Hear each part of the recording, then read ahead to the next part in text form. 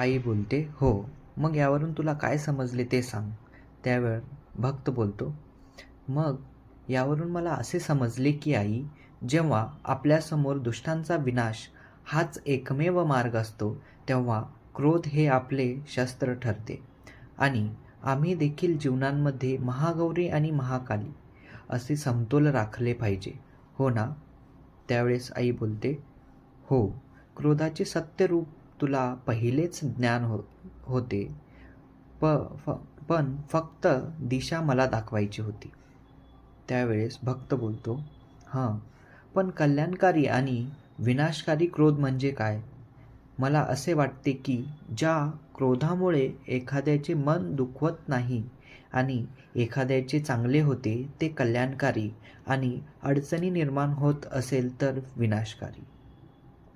असा तो भक्त बोलल्यास आई पुन्हा त्याला एक दिशा देते. ती म्हणते, "बाळा, समुद्र मंथनाचा किस्सा आठव." त्यावर तो भक्त बोलतो, "समजलं आई.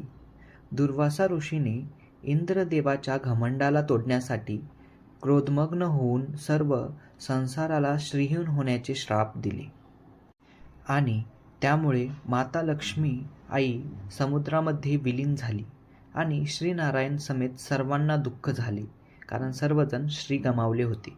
पण माते, त्याच क्रोधांमुळे समुद्रमंथन ही घटना घडली, म्हणजे हे क्रोध कल्याणकारी होते." यावरून असे समजले की जर गुरु आपल्या शिष्यावर आणि ज्ञानी अज्ञानावर केलेला क्रोध हा कल्याणकारी असतो, पण जेव्हा क्रोध करण्याला तात्पर्य असते आणि जो विनाकारण क्रोध करतो आणि त्या क्रोधांमुळे आपले भान विसरतो आणि ज्याला क्रोधासमोर आई बाप गुरु दिसत नाहीत आणि मोठी माणसं दिसत नाहीत, त्याचा हा क्रोध विनाशकारी असतो.